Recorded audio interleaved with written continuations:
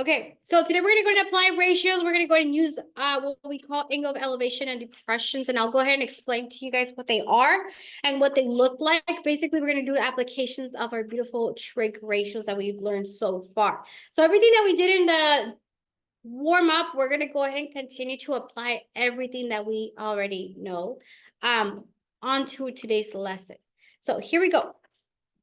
So our question is, do cosine, tangent, and sine, cosine, and tangent exist in real life? And when will we might ever need to use this? How are we going to go ahead and calculate these beautiful ratios or calculate measurements using these ratios? Well, I'm going to go ahead and show you guys how to do that tomorrow. Woo. So, but today I want to make sure you guys are able to use all these ratios and examples, and then we're going to go ahead and start applying this in the real world. So when are you going to go ahead and use this? We're going to use this in this class. So let's go ahead and continue. So today we are able to recall our beautiful skills. We have to identify the opposite, the hypotenuse, and the adjacent sides of our beautiful angles. We're going to go ahead and continue to use our ratios. We have sine, which we know that it's opposite over hypotenuse. Cosine is the ratio of our adjacent side over hypotenuse. And our beautiful tangent is the opposite side over the adjacent side. These do not go, guys. They stay with us. They're going to go ahead and stay with us for quite some time. So I want to make sure you guys are able to do that. So take out your beautiful tables, guys. We still need them.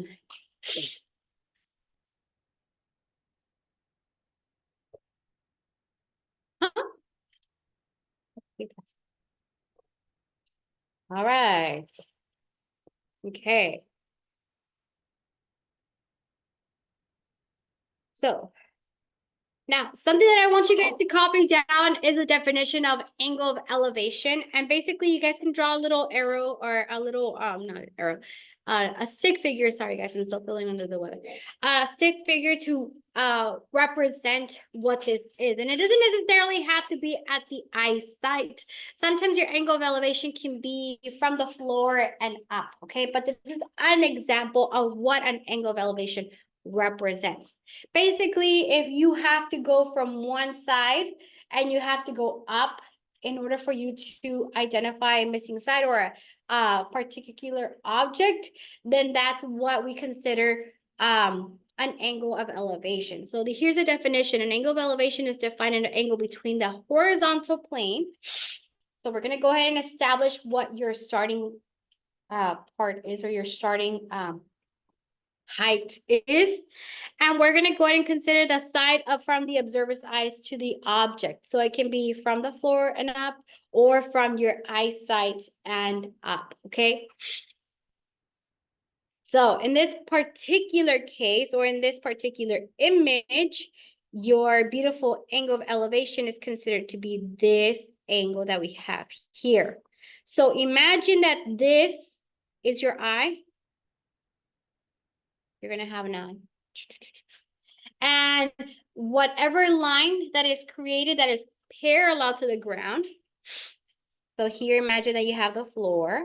Woo, parallel means that it's exactly the same slope, but it's now at your eye level. We're going to go ahead and consider to have that as your angle of elevation. We're going to go ahead and use that in some examples.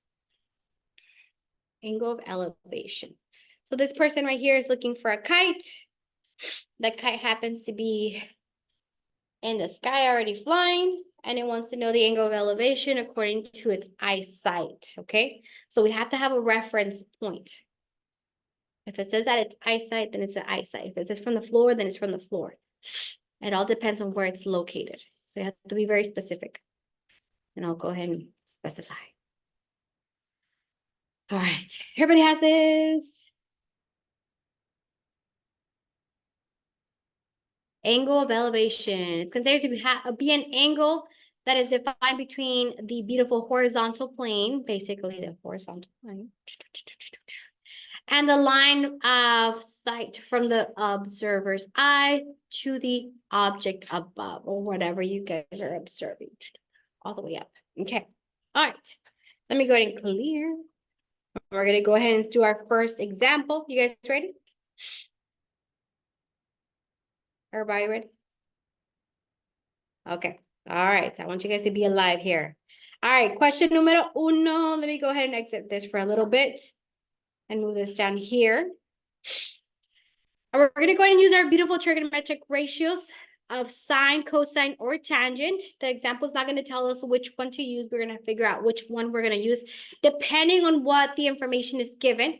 We're going to go ahead and calculate the distance between Iron Man and Thanos. If Iron Man is flying 55 feet above the ground and his angle of elevation from where Thanos is standing is 26 degrees.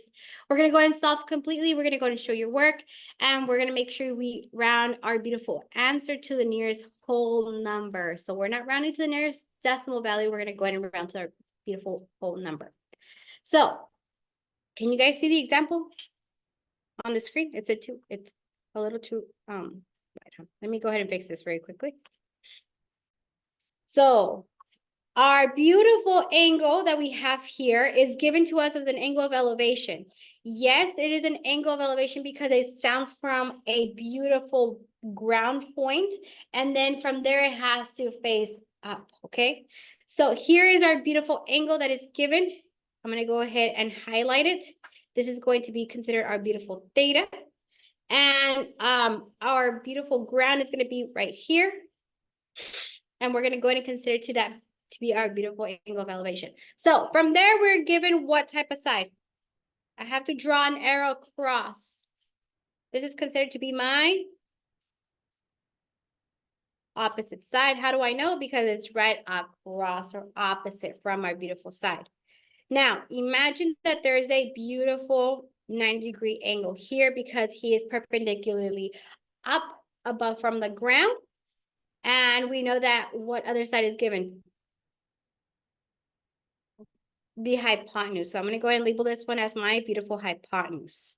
Now, if I'm going to write my beautiful ratios, and use these as a guide to identify which ratio am I going to use or need for this example, which one am I going to use for this example?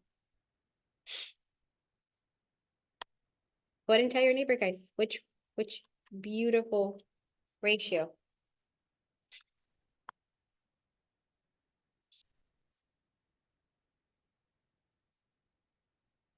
Which one? Sine. Why? Because I have what and what? The opposite and the beautiful hypotenuse. So I'm going to go ahead and start by writing it out. Sine of 26 degrees equals, what does my ratio look like? 55 over beautiful x. Woo-hoo. All right. So I'm going to go ahead and do my beautiful magic. I know that I have a 1 underneath. I'm going to go ahead and cross multiply. X times sine of 26. It's going to be x times sine of 26 degrees equals 55. We want to know what that beautiful x value is that makes it equal to 55 degrees. So we're going to go ahead and divide by sine of that beautiful angle. Sine of that beautiful angle.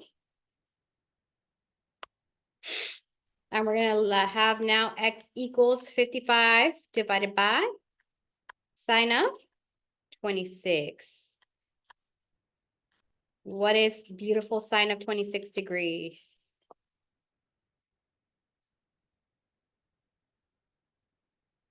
You guys have your table. 0.138443.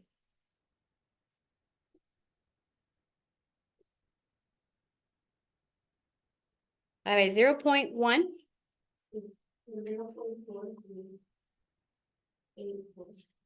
There you go. 84. You guys have the table. I don't. A ver, what does that equal to?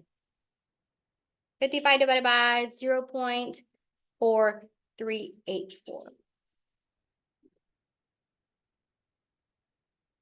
You guys have beautiful calculators. And if you don't, I'll let you guys use a decimals calculator so you guys can practice for the quizzes. 125.5. So it is 0.5. So we're going to go and round to the nearest whole number. So since my decimal value is 0.5, are we going to round up or we're going to round down? It is 0.5. We said that if it's 5 or higher, we round up. So what do? We round up. So this is going to be 120, 26 feet. So this is going to be 126 feet. Woohoo, not too bad, not too bad. Let me go ahead and save an image. All right. Again, we're using a little bit of new vocabulary here. We want to make sure we are able to identify the parts, identify our beautiful ratios, and then identify the beautiful lengths that we're trying to solve for. Okay. All right. Let's go ahead and continue. Another example, guys. You guys have seen this movie, right? Many times, I'm pretty sure. It's Rapunzel, and then his name is what? Is it Eugene? No. Ryder? No. Flynn Ryder. Okay. All right. Oh, that's right. All right. So we're gonna go and use our trigonometric ratios of sine, cosine, and tangent to calculate how high Flynn Rider has to climb in order to reach Rapunzel. We're going to go ahead and round to the nearest whole number again. Now, how in the world are we going to do that? Well, we have to, first of all, see how far we are from the beautiful tower. So we're going to go ahead and see. So here's Flynn Rider, here's Rapunzel, here's her tower. Now, we are trying to figure out the height. So we need to be given the measurement or the distance away. So we have 55 feet. And we have to be given a beautiful angle of elevation. Now, yes, the floor is right at the bottom of the tower. So we're going to go ahead and consider the point of elevation from his feet and all the way up to where Rapunzel's at.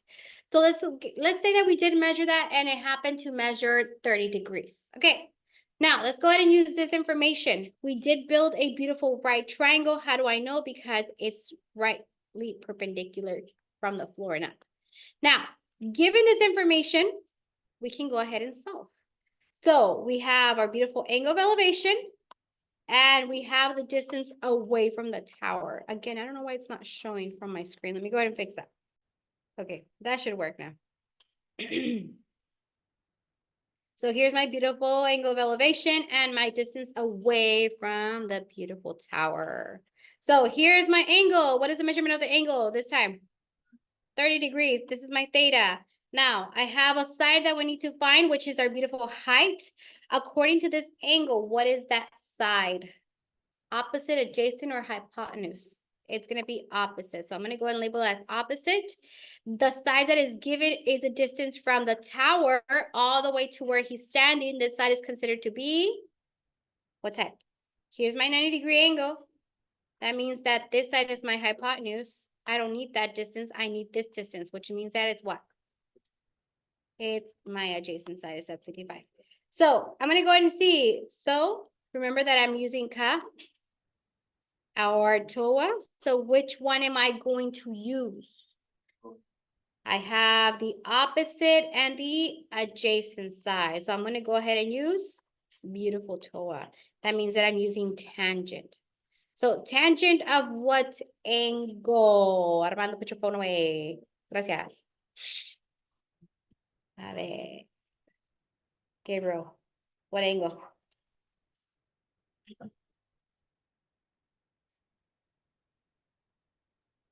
No, just tell me the angle. What angle do I have? 30, there you go.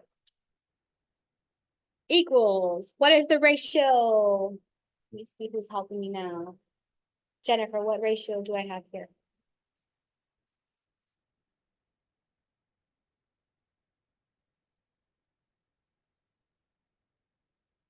I have, it has to be opposite over adjacent, so it's going to be H over 55. All right. So let's go ahead and use our beautiful algebraic skills, guys. Let's go ahead and write a 1 underneath. We're going to go ahead and cross multiply. And let's see what we got. We have 55. That's a 5, not an 8. Let me go ahead and fix that because it looks like an 8. Times tangent of 30 degrees. And that equals H. H is already basically isolated. So all we have to do is multiply these two beautiful values together. So we have 55. Tangent of 30. What is the value of tangent of beautiful 30? You guys have your beautiful tables. 0.5. 779. 4. Can't hear, guys. My ears are still plugged in. All right, so multiply this together. It should be roughly half of this since we have 0.5. So what's the height? How high is Rapunzel's beautiful tower?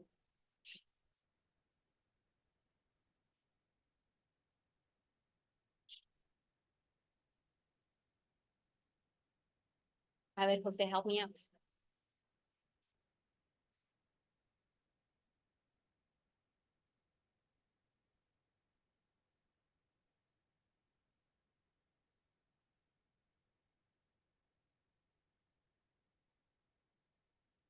Fifty-five times 0.31.757. We have to round to nearest whole number. So what is it going to be? 32 beautiful feet, since we have feet as our units. Hey, not too bad. Like I said, roughly half of it. A guesstimation. Okay. All right. How do you feel about elevation? Yeah. Another one, like we. When do you divide? Or another one we multiply. There's some that you multiply and there's some that you divide. It all depends on where your variable is located. So if you go to the previous example, where was the position of the variable in the ratio? Was it on the numerator or was it on the denominator? On the denominator, that's when we have to multiply it, then divide. When your variable is on the numerator, that's when we just automatically multiply. So we have to figure out where it is and make yourself a note if you need to. Once you guys get the hang of it, you guys will figure out that yes, whenever I have it on the numerator, all I have to do is multiply the two values, 55 and our beautiful ratio.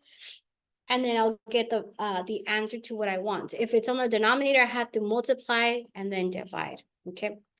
And be very careful when we're dividing. Okay, so I'm gonna go ahead and skip number 3. We're gonna go ahead and go straight into the next one, the last one for today. So this one's gonna involve our beautiful angle of depression, guys. I want you guys to copy down the definition and have it. So basically an angle of depression, it's an angle that is formed from a horizontal line. So again, we're having the horizontal plane. And that beautiful horizontal plane is going to be considered wherever the point that we're starting from is all the way down to where we have to go. So we're not going up anymore, we're going down.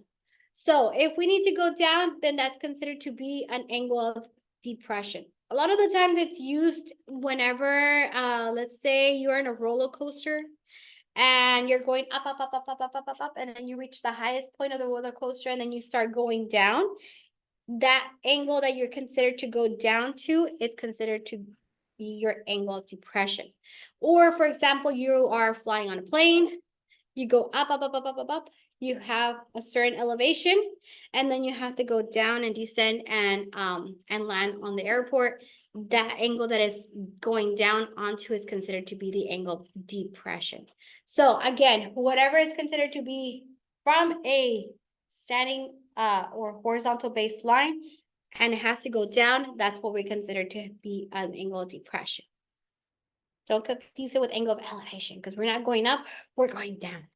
All right, so we're gonna go ahead and look downwards towards an object, and if we have to do that, then that's considered, again, angle of depression. Again, you don't have to draw a perfect little figure, a little stick figure will work as well, guys. As long as you're able to identify your angle.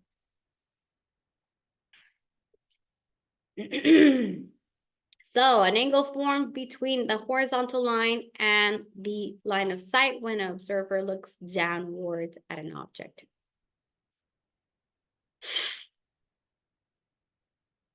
Your line can be at your eyesight. It could be at an object that you're holding. It could be at a position that you're at. Anything that you have to look down to is considered to be an angle of depression.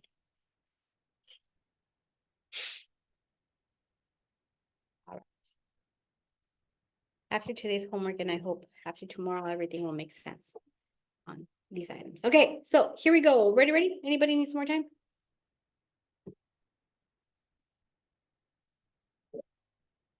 Okay. All right, here we go. We're gonna go ahead and do our last example for today. We're gonna go ahead and use our beautiful ratios. Again, I'm not gonna repeat them. We already know what they are. They're sine, cosine, and tangent. We're gonna go ahead and calculate how long Goofy's fishing line is. We're gonna round to the nearest hundredth if possible. So my beautiful character here is at the beach, and he's fishing at the, let's go ahead and say the pier that's located at the beach. And then he throws his fishing line, he casts all the way down, and he is able to fish a little beautiful fish down there. And he's trying to figure out what the measurement of that line is, so he can start reeling in, or he can just assume or say how much time or how long it's going to take for him to catch or grab that beautiful fish. Let's go ahead and say that we get very technical when we get to those things, okay? If you guys enjoy fishing or have gone fishing before, I'm pretty sure you guys know what I'm talking about. But if you have not, it's a very cool experience.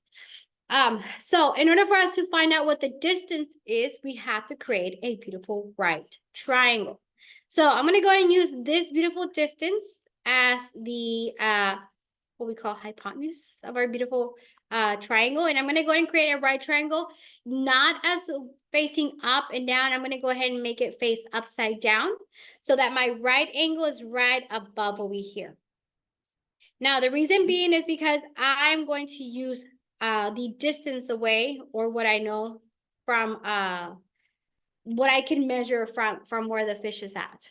So I know that from wherever the reel is at, or the beautiful end, or the end point of the reel is from the top of these beautiful triangle all the way down to where the fish is located.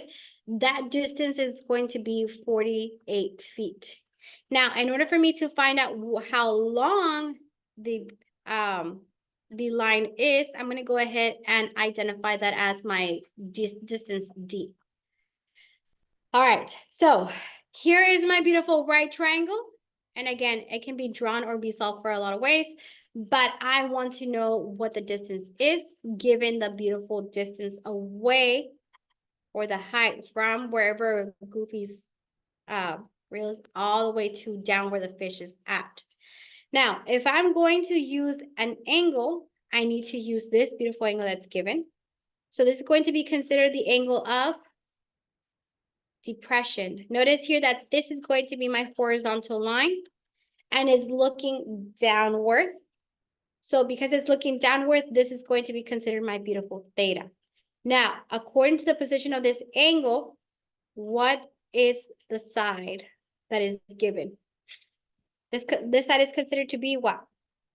Opposite. So I have my opposite side. The distance of that beautiful line is considered to be right across the right angle, my beautiful hypotenuse. So again, I have I have ka, and I have toa. So which one am I going to use? In this case, I'm going to use my beautiful sine. So I'm going to write sine of my angle, 65 degrees, equals my ratio. It's opposite over hypotenuse. So opposite is 48. Hypotenuse is my beautiful D. What is going to happen here? Am I going to multiply or divide? It's going to divide because I have my beautiful variable on the denominator, which means I have to multiply then divide. That's a little bit tricky, but we'll get the hang of it. So we have to multiply D times our beautiful sine of 65 degrees equals 48. Then I have to divide because I need to isolate that beautiful distance of that line. Sine of 65 degrees. Therefore, this isolates, and we have 48 divided by sine of 65 degrees. You guys have beautiful calculators. And beautiful tables. What is the value of 65 degrees in sine?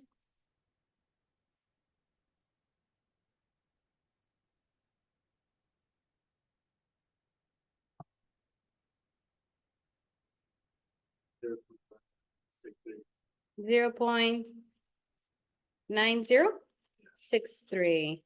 So it's dividing by almost 1, so it should be close or a little more than 4. Distance equals very close to 4, but it has to be more than 4 because it's a beautiful hypotenuse. You guys have calculators.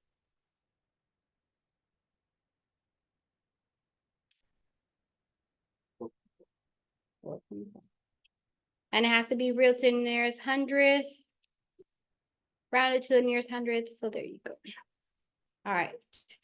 How do you feel about these? All right. So it's basically very similar to what we've been doing. Now we have to apply it to real world situations and identify whether we have an angle of elevation or depression and know which ratio we're going to use. So our beautiful sine, our beautiful cosine, or TOA, our beautiful tangent.